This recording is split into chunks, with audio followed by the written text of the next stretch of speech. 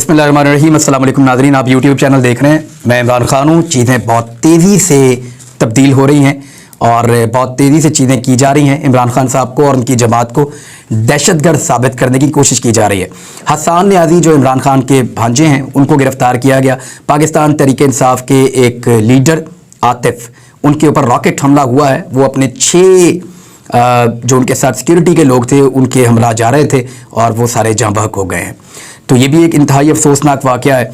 और लगातार पाकिस्तान की जो पुलिस है, ख़ास तौर पे इस्लामाबाद पुलिस और पंजाब पुलिस, ये मुकदमा दर्ज करते चले जा रहे हैं। अली अमीन गंडापुर के बारे में इत्तला आई कि उनके ऊपर 3 जगह पे अटैक किया गया, फायरिंग भी हुई है और वो बाल बचे हैं। उनको पकड़ने की बहुत कोशिश की गई लेकिन वो लाहौर से निकले और वापस डेरा इस्माइल खान अपने घर पहुँच गए हैं। अली अमीन गंडापुर से प्रॉब्लम मौलाना फजलुर रहमान साहब को है, क्योंकि जब तक ये भाई इलेक्शन लड़ते रहेंगे फजलुर रहमान साहब इलेक्शन नहीं जीत पाएंगे। अली अमीन गंडापुर, उनके एक भाई और भी इलेक्शन लड़ते हैं, एक तीसरा भाई है वो वहाँ पे वो भी इलेक्शन लड़ता है। तो ये तीनों भाई पॉलिटिक्स के अंदर खासे इन हैं और सैलाब मुतासरीन की इन्होंने काफ़ी मदद भी की है। इस वक्त फजलुर रहमान साहब को डेरा इस्माइल खान के अंदर वो मकबूलियत हासिल नहीं है, तो इस वजह से फजलुर रहमान साहब की एक ख्वाहिश हो सकती है कि अली अमीन गंडापुर सियासत में हिस्सा ना लें डेरा इस्माइल खान से, क्योंकि वो फजलुर रहमान की सियासत के लिए वहाँ पे ख़तरा है। और मकबूलियत का आलम यह है कि फजलुर रहमान साहब ग्राउंड पे इस वक्त उनका मुकाबला नहीं कर पाएंगे। क्योंकि मैं डेरा इस्माइल खान में गया था, फ्लड्स के दौरान लोगों से मिला हूँ बेशुमार इलाकों में, तो लोग ये कह रहे थे कि हमारी मदद सिर्फ इस फैमिली ने की है, ये लोग हमारे पीछे आए हैं। फजलुर रहमान साहब के लोग अगर आए भी तो वो तस्वीरें और वीडियोज़ बना के जाते हुए सामान वापस ले गए, ये भी लोगों ने कहा था। बहरहाल ये सिचुएशन है। इमरान खान साहब ने एक बड़ी स्टेटमेंट दी है, लेकिन उससे पहले साबिक पाकिस्तान के जो चीफ जस्टिस हैं साकिब निसार, उनकी एक ऑडियो लीक की गई है और उस ऑडियो के अंदर उनके साथ ख्वाजा तारिक रहीम साहब मौजूद हैं। ज़रा देख लेते हैं कि वो ऑडियो है क्या, उस ऑडियो के अंदर क्या बातचीत हो रही है, क्योंकि ये बड़ा इंटरेस्टिंग मामला है और इसके ऊपर PMLN ने एक बयानिया खड़ा किया है। वो बयानिया क्या है, किस तरह खड़ा किया गया है, ये सारी चीज़ें मैं आपको बताता हूँ। लेकिन इसमें एक मिसाल आ गई है और वो मिसाल जो है वो आप 2-3 तरह से पेश कर सकते हैं। यानी सबसे पहले तो वो मिसाल में ये कहा गया कि काफ़िले चलते रहते हैं और कुत्ते भौंकते रहते हैं। ये 2000 साल पुरानी मिसाल है, हमने इसको ट्रैक किया है।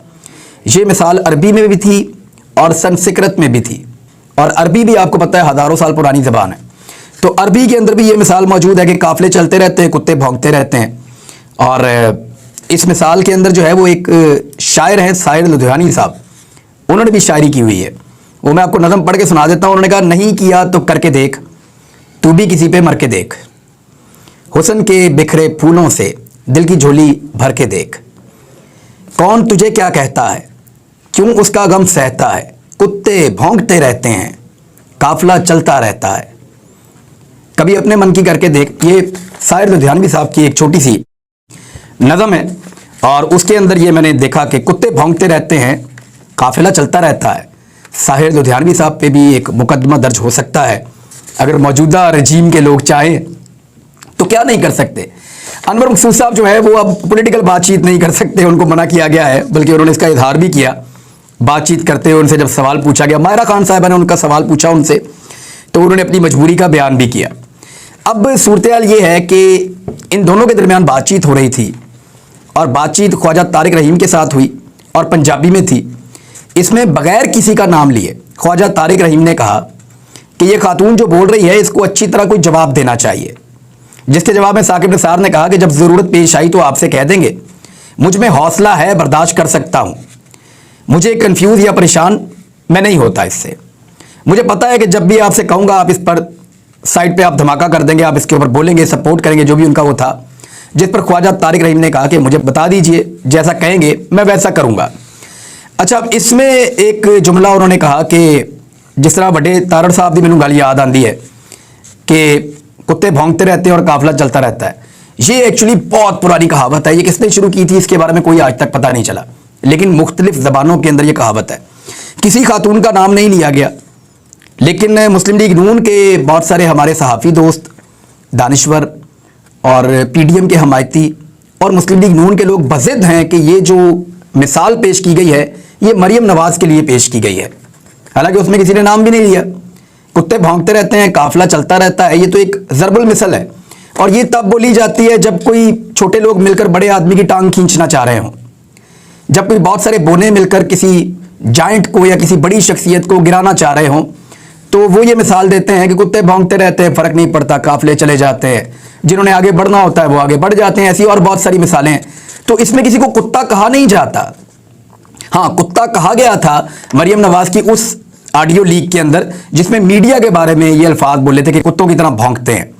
पाकिस्तान के मीडिया को कहा गया था, लेकिन यही सारे दानिश्वर उस वक्त बात करने के लिए तैयार नहीं थे। आज बगैर नाम लिए एक चीज सामने आई है तो सारे बजिद हैं कि इस मिसाल में जो ये कहा गया है ये मरियम नवाज को ही कहा गया है, हालांकि नाम नहीं लिया गया। बहरहाल मर्जी है अपनी, जैसा मर्जी आप मानी पहनाएं किसी भी चीज़ को। इमरान खान साहब ने कुछ चीज़ें बताई हैं, लेकिन हसन न्याजी ने एक जमानत हासिल की, अदालत से बाहर निकले, उनको गिरफ्तार कर लिया गया।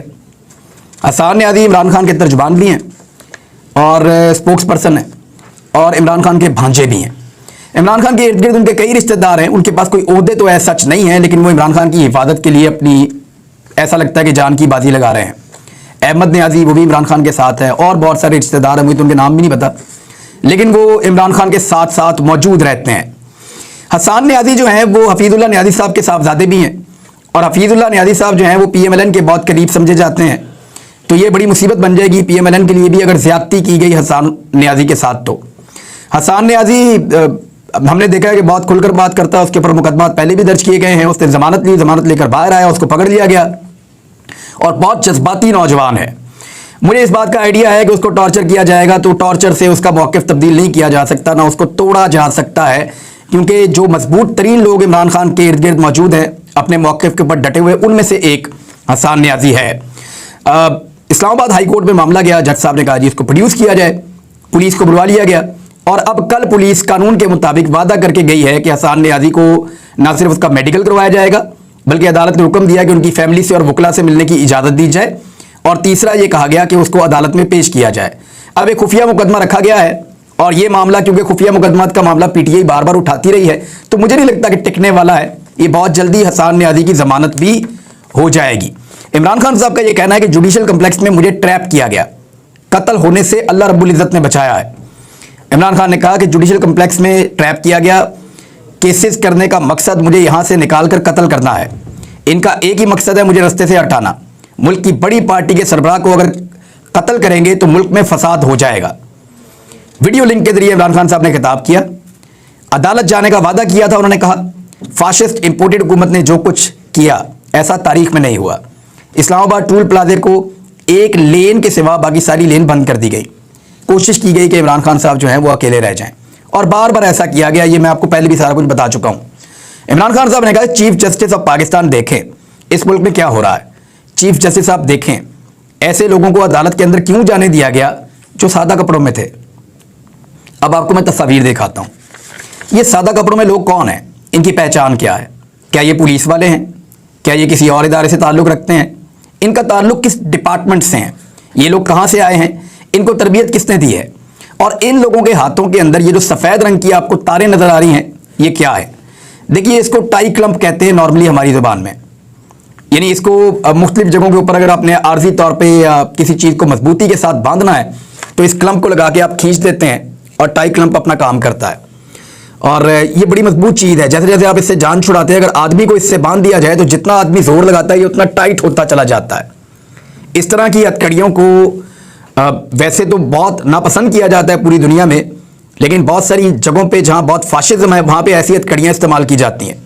इनसे जिस शख्स को बांधा जाता है वो जैसे जैसे जोर लगाता है ये और टाइट होती हैं, आपकी नसें बंद हो जाती हैं, इवन इंसान की जान जाने का खतरा भी होता है।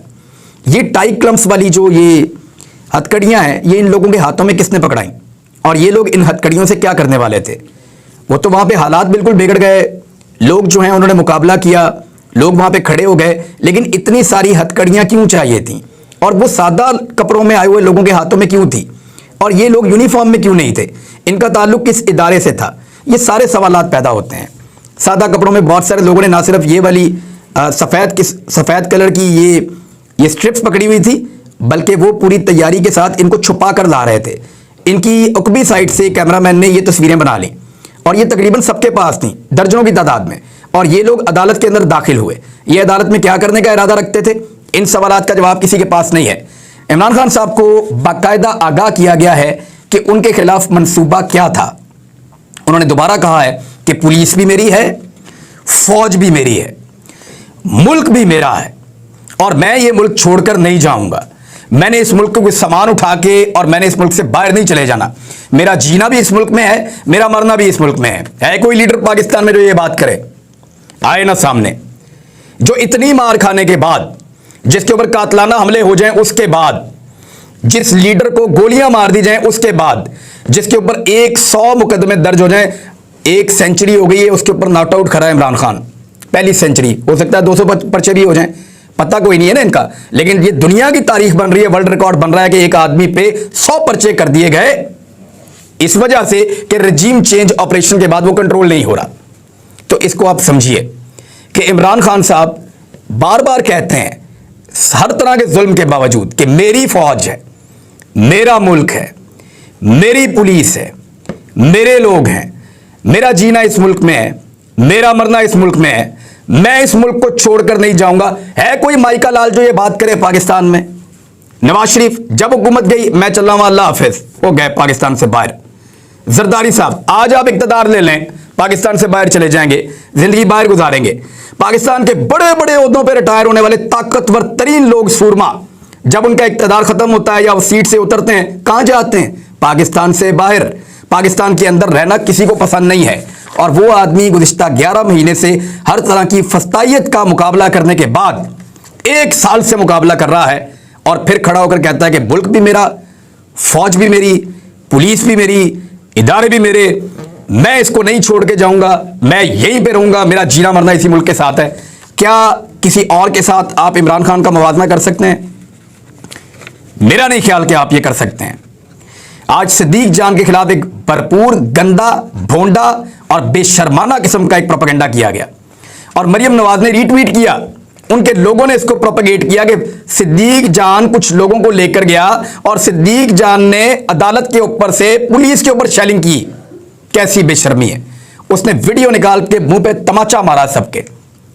उस सिद्दीक जान को मैं जानता नहीं हूं भाई, वो इंतहाई मासूम और स्ट्रेट फॉरवर्ड आदमी है, वो ईमानदार आदमी है, सीधी सीधी बात करता है, वो बात को घुमाता फिराता नहीं है और वो तो किसी को नुकसान भी नहीं पहुंचा सकता, वो किसी के साथ झगड़ा भी नहीं कर सकता। अरशद भाई ने जब कुछ दोस्तों के साथ मिलकर, अल्लाह ताला उन्हें गरीक रहमत करे, जब सिद्दीक जान को मारा तो वो सबको पता था कि क्या हुआ था, सबकी हमदर्दी उस वक्त सिद्दीक जान के साथ थी। तो मामला यह है कि वो बिल्कुल मासूम आदमी है, लेकिन वो बहादुर आदमी है। वो बात वही करता है जो बात ठीक हो। काबू नहीं ना आ रहा, कंट्रोलेबल नहीं है, तो अब उसके ऊपर दहशतगर्दी का इल्जाम लगाया गया। उसने वीडियो निकाल के तमाचा मारा और सारा पाकिस्तान का मीडिया, मैं उन्हें खराज तहसीन पेश करता हूं जो सिद्दीक जान के साथ रिपोर्टिंग कर रहे थे, उन्होंने सबने गवाही दी कि सिद्दीक जान वो शख्स है जो पुलिस को मना कर रहा था कि यार इस छत से शेलिंग मत करो, हवा चल रही है, एक तो शेल वापस आ रहा है, उसकी स्मेल वापस आ रही है, आंसू गैस हमारी तरफ आती है, और दूसरा नुकसान यह है कि फिर कारकुन इस जगह को टारगेट करेंगे। हम मीडिया वाले यहां पे खड़े हुए हैं, पुलिस ने ऊपर से शेल भी मारे, ऊपर से पत्थर भी मारे, और ये वही पुलिस थी। अब अगर सिद्दीक जान चलवा रहा था तो दहशतगर्दी है बकौल मरियम नवाज और उनके मीडिया सेल के, और अगर पुलिस चला रही थी तो फिर क्या है? अब देना जवाब इस बात का। उसके खिलाफ बड़ा भोंडा प्रोपेगेंडा किया गया और जो पोल रह गए थे वो भी खुल रहे हैं। मिफ्ता इस्माइल ने अपने मुंह से कह दिया, आज मिफ्ता इस्माइल ने रजीम चेंज ऑपरेशन की गवाही दे दी है। स्टेटमेंट में आपको पढ़ के सुना देता हूं। द न्यूज को उन्होंने इंटरव्यू दिया, वी न्यूज को, सॉरी। इमरान खान बिलाशुबा बड़े आदमी थे, इनको हटाने में अमेरिका का हाथ तो नहीं था, ये उनको लगता है कि नहीं था। और वैसे अब काफ़ी हद तक कुछ चीज़ें सामने आ रही हैं कि जो शुरू में इमरान खान साहब समझते थे कि उनके खिलाफ साजिश अमेरिका में बुनी गई है, उन्हें अब पता चला कि साजिश जहां बुनी गई थी, अमेरिका को मिसगाइड किया गया था, अमेरिका के जरिए से फिर यहां पे दबाव डाला गया, और अमेरिकन साइफर एक हकीकत है और वो साइफर बुनियाद बना इमरान खान का रजीम तब्दील करने की। लेकिन वो गेम यहां पे डाली गई थी, ये इमरान खान साहब बार बार बता चुके हैं, मुझे तफसील में जाने की जरूरत नहीं है। फिर उन्होंने कहा कि अमेरिका का हाथ तो नहीं लगता, मिफ्ता इस्माइल कह रहे हैं, और इनको अपोजिशन ने हटाया और फौज अपोजिशन के साथ थी। उन्होंने ये कहा, मिफ्ता इस्माइल कौन है? अहम तरीन वजीर बने वो रजीम चेंज ऑपरेशन के बाद, और वो आज ये गवाही दे रहे हैं कि रजीम चेंज ऑपरेशन में पाकिस्तान की फौज ने अपोजिशन की उस वक्त मदद की थी। अब अफवाज पाकिस्तान को इसके ऊपर ज़रूर एक क्लैरिटी देनी चाहिए। DGISPR से मैं उम्मीद करता हूँ कि वो बताएंगे कि रजीम चेंज ऑपरेशन में जो फ़ौज का नाम लिया जा रहा है उसमें कितनी सदाकत है और उसके बारे में वो स्टेटमेंट दें। बाकी पाकिस्तान के लोगों का ये मानना है कि जनरल कमर जावेद बाजवा उसका एक हिस्सा थे और जनरल कमर जावेद बाजवा ने बहुत सारी चीज़ों को लीड किया था, ये इमरान खान साहब भी कहते हैं। अब आ जाए कि पेट्रोल सस्ता करने की बात हो रही है, पूरी तफसीलात में अगले वीलॉग में आपको बताऊंगा कि पेट्रोल सस्ता करने की जो ये बात कर रहे हैं इसके पीछे असल गेम क्या है, आलमी मंडी में क्या है, पाकिस्तान में क्या है, परसेंटेज का फ़र्क क्या है, ये कितना सस्ता करेंगे, उससे किसको फ़ायदा होगा, ये पूरी चीज़ आपको मैं बताऊंगा। लेकिन वही तोशाखाना जिसका रिकॉर्ड आज गायब है, आज फिर खबर आई कि तोशाखाना का रिकॉर्ड गायब हो गया, रिकॉर्ड देने को तैयार नहीं है, पहले अधूरा रिकॉर्ड जमा करवाया अदालत के अंदर। उसी तोशाखाना केस में साबिक वजीर आजम और उनकी अहलिया को बुला लिया गया। ठीक है, अच्छी बात है, नैब ने बुलाया तो नैब बाकी सबको भी बुलाए। नैब बुलाकर नवाज शरीफ से पूछे कि आपने गाड़ी कैसे ली, जरदारी साहब से पूछे कि आपने गाड़ी कैसे ली, क्योंकि घड़ी लेना तो कानूनी है, एन कानून के मुताबिक घड़ी लें, बेचे रखें, जो मर्जी करें, लेकिन गाड़ी लेना गैर कानूनी है, चाहे वो जरदारी लें चाहे वो नवाज शरीफ लें। मेरे ख्याल में इन मामला को जितना आगे बढ़ाएंगे ना और लोग भी इसमें फंसते जाएंगे। और अच्छी बात है, जिन्हें खा दिया गाजना टेढ़ों दे पीड़। तो अब मेरे ख्याल में अगले वीलॉग में आपको पेट्रोलियम मसनूआत के ऊपर मैं बताता हूं। अब तक के लिए इतनी, अपना ख्याल रखिएगा, अल्लाह हाफ़िज़।